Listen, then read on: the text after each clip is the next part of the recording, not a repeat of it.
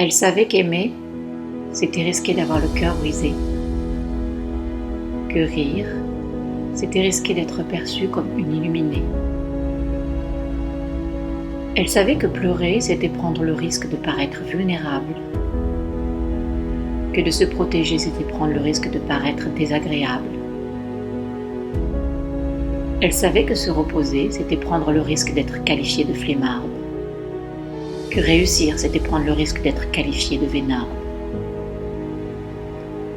Elle savait en fait qu'oser, c'était prendre le risque d'échouer. Que d'être heureuse, c'était prendre le risque d'être jalousée. Elle savait également qu'avoir des élans pour quelqu'un et les montrer, c'était risquer d'être rejetée et montrer sa vulnérabilité. Alors préféra-t-elle ne rien faire et se taire? Préféra-t-elle être sécure avec ses vieilles armures? Comment pourrait-elle découvrir quoi que ce soit si elle ne tentait pas d'abord l'impossible? Un soir, elle lut un livre qui changea toute sa conception de la vie et la remit dans son élan de vie. Voici ce qu'il y était dit. La vie est avant tout une aventure qu'il est essentiel de vivre pleinement pour en goûter tous ses instants.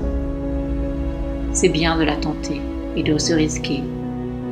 C'est l'humain qui a inventé le concept de sécurité avec sa volonté de tout garder et de tout protéger. Il n'y a pas de sécurité dans la nature, où tout est une aventure. Mais de tout cela, l'être humain en a cure et ne se forge que des armures. Or, tout meurt et tout renaît. Au contact de la nature et des cycles du vivant, on apprend à tout lâcher sans trembler. Éviter le danger ne rend pas plus sécure, mais nous en mure. Cela éloigne du vibrant et du mouvement dansant. Rester dans sa zone de confort ne rend pas plus fort, mais lentement nous endort. La sécurité développe des rigidités qui éloignent de la fluidité et de la créativité. La dernière phrase qu'elle lut lui fit un choc. Elle la répéta en boucle dans sa tête les soirs de tempête. Apprenons à danser avec tous les instants. Rentrons dans l'inspire et l'expire du mouvement permanent.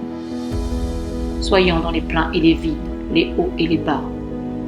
N'ayons pas peur d'y poser nos prochains pas. Nous ne le regretterons pas. Alors, elle osa.